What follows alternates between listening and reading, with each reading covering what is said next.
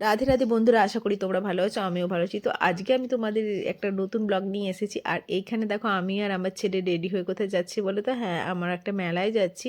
আমাদের এখানে খুব ফেমাস পুজো হয়, আমি যেখানে থাকি মানে খড়গপুরে, ওখানে শ্মশানে একটা মায়ের মন্দির আছে, শ্মশান কালী মা। আমরা ছোটোবেলা থেকে ওখানে যাচ্ছি, তারও আগে মন্দির ওটা। তো বছরের একটা মানে বিশেষ দিনে, এই যে অমাবস্যাটা গেল, এই অমাবস্যাতে মায়ের মেন পুজোটা হয় আর কি। বার্ষিক পুজো যেটা বলে না মায়ের, সেই বার্ষিক পুজোটা হয়। তো এই সময় কী হয়, গোটা মন্দিরটা সাজানো হয় আর পুজো হয়, যে গেটটা সাজানো হয়েছে। এর আগেও আমি শ্মশানকালী মন্দিরে তোমাদের ভিডিও করেছি কালী পুজোর সময়। তো কালী পুজোতে সেইভাবে বার্ষিক পুজোটা হয় না, এমনি যেমন কালী পুজো হয় সেমনি হয়। আর মায়ের মন্দিরটা তোমাদের আগেই বলেছি তৈরি হচ্ছিল। তো দেখো মন্দিরটা আধা তৈরি হয়েও গেছে, এবারে দেখছি আরও সুন্দর লাগছে। আর মন্দিরটা একটা গোটাটায় আলো দিয়ে ডেকোরেশন করেছে। তো দেখো কতটা সুন্দর লাগছে। আর যেদিন বার্ষিক পুজো ছিল, মেন পুজো, সেই দিনকে আমরা আসিনি। তার মেলাটা 7 দিন থাকে, তো তার 2 দিন পরে আমরা এসেছিলাম, কারণ বার্ষিক পুজোর দিন যেদিন মা ঢোকে প্রচণ্ডই ভিড় হয়। তো ভিড়ে আমরা আসিনি। আর এখানে আমার 2 বোন, ওদের সাথেই আমি এসেছি। আর আমার বড় বোনও তো বাইরে থাকে, বলেছিলাম, ও এসেছে।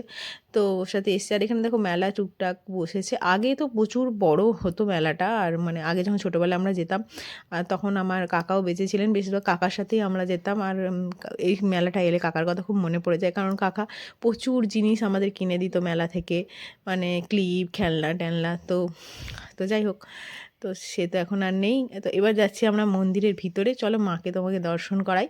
তো মানে তোমাদেরকে, তো মা ভীষণই জাগ্রত, মানে আমাদের যে শ্মশান কালী মা ভীষণই জাগ্রত। আগে আগে জানো তো আমার বোন মানে এই মায়ের উপোস করতো। আমি কোনোদিনও মায়ের মানে বার্ষিক পুজোর উপোসটা করিনি।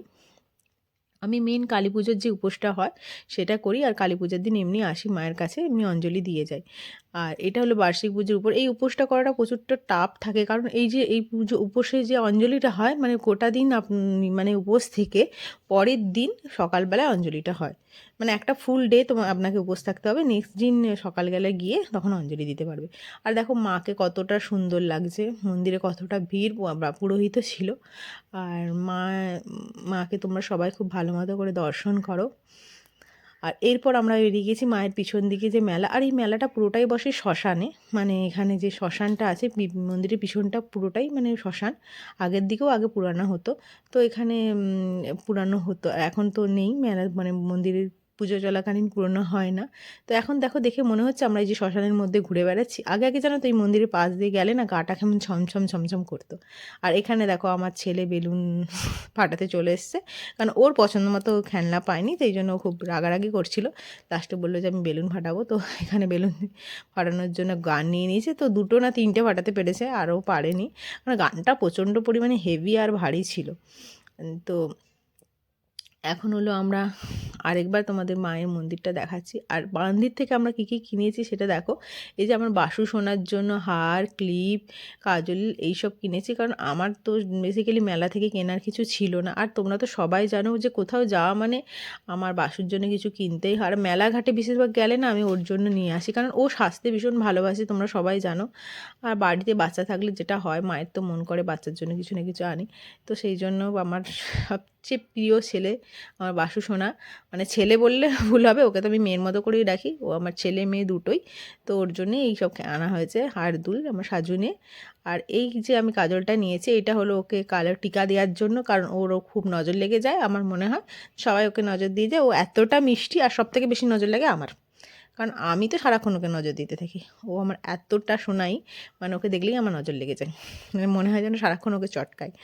তো তোমরা সবাই জানো যে গোবিন্দ সবারই খুব প্রিয় হয়, আর উনি যেমন ভগবান সেরকম আমার কাছে সন্তান তুল্য।